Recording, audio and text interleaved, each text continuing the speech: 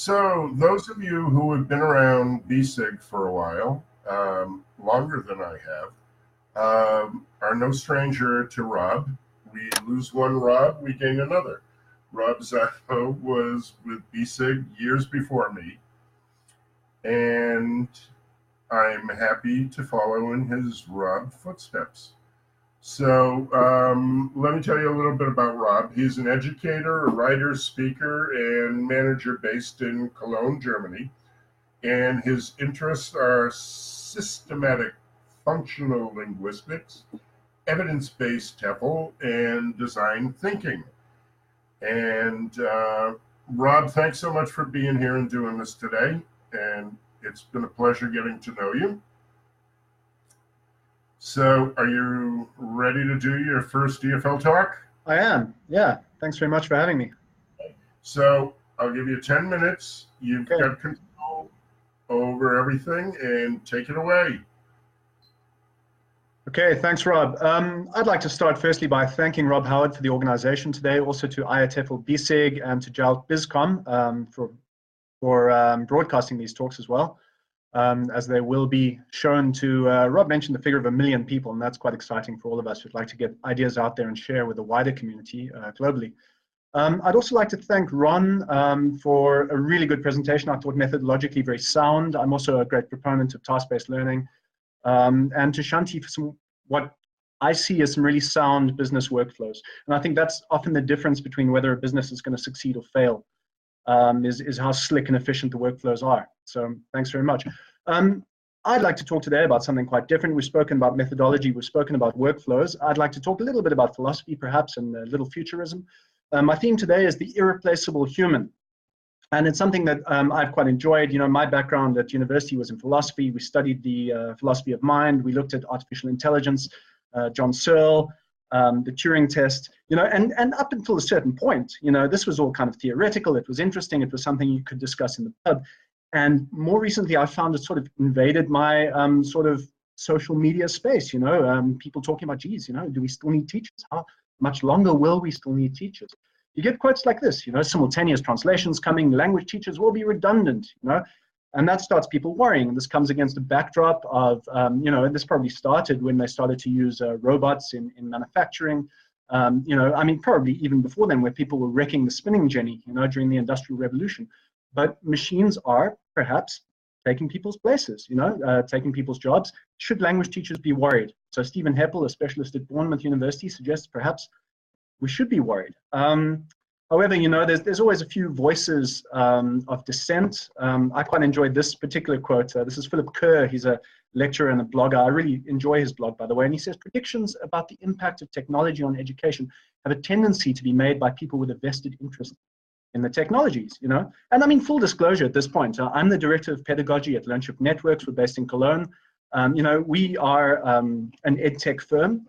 Of course, you know, you can see the marketing benefits, you know, of arguing the pedagogical benefit of the technology that's being developed and new products and things like that.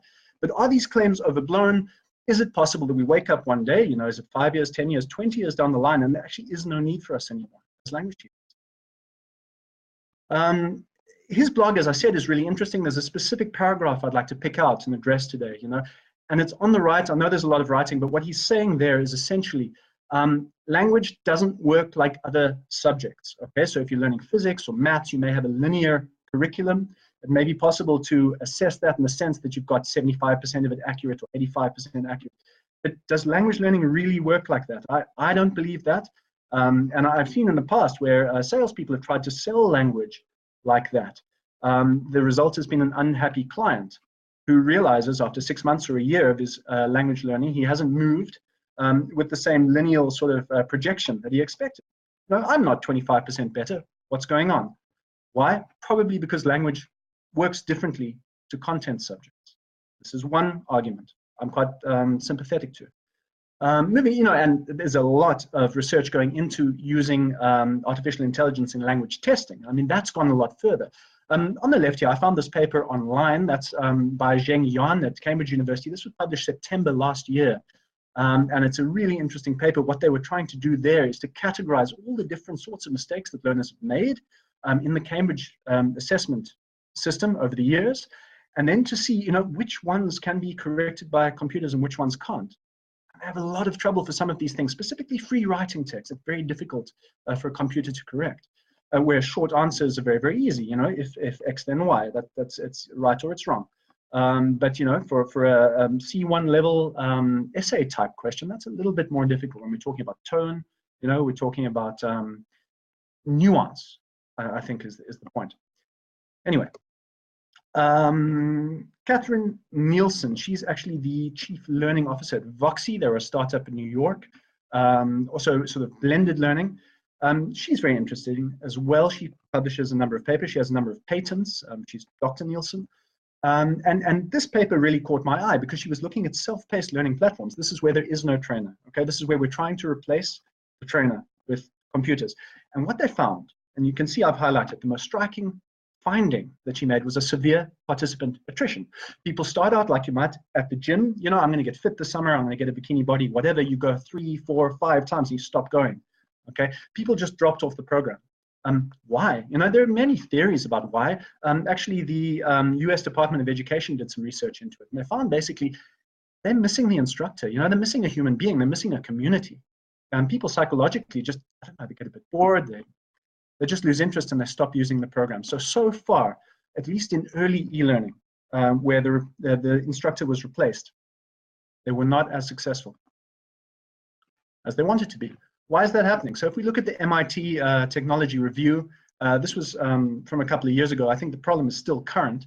Machines that truly understand language would be incredibly useful, but we don't know how to do it. Okay. And going on from that, Fei Li, she's the director of the Stanford Artificial Intelligence Lab. She says AI researchers have to think about things like emotional and social intelligence. Humans are terrible at computing with huge data, but we're great at abstraction and creativity. And my argument has always been, that's where humans are fantastic. That's where teachers are fantastic. And that's where we actually create the value. How does this connect to business English? How does this connect to synchronous online learning? I mean, LearnShip's model, you know, was always to have keep the trainer at the heart of it. The human being is at the center of our solution because we basically don't believe it can be replaced. Why? Because business discourse is all about how people communicate using talk or writing in commercial organizations to get their work done.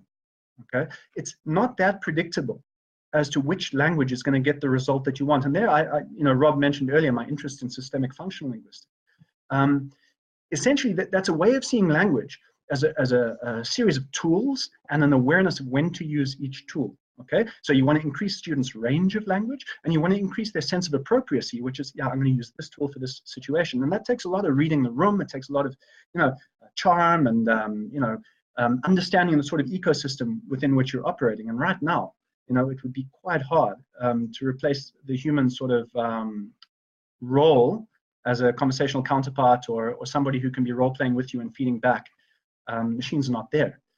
Let's look at what pragmatic knowledge is, you know, creating and interpreting discourse. Remember, humans are amazing at creativity. Computers are not.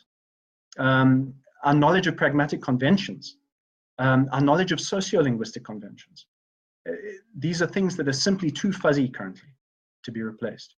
And I think this is what keeps us in our positions currently. And I think it'll, you know, I don't see computers closing the gap anytime soon. That's actually all for me today. I don't think I'll use the full 10 minutes. I covered the points I wanted to cover. So once again, I'd like to thank Ron. I'd like to thank IATEFL, BESIG, and JALT BizCom. And thanks for your attention today. Cheers. No, I'm sorry. I got 2 more minutes. Keep talking. Very good. That's pretty fast for your first one. Yeah. Too fast. You sure you're not a bot? I'm sorry? Are you sure you're not a bot? You know, one of those real. I'll program one for next year. Great. Well, you know, this is something that I talk a lot about, worrying about the economics of language teaching and education in the future. And I certainly hope that you're right.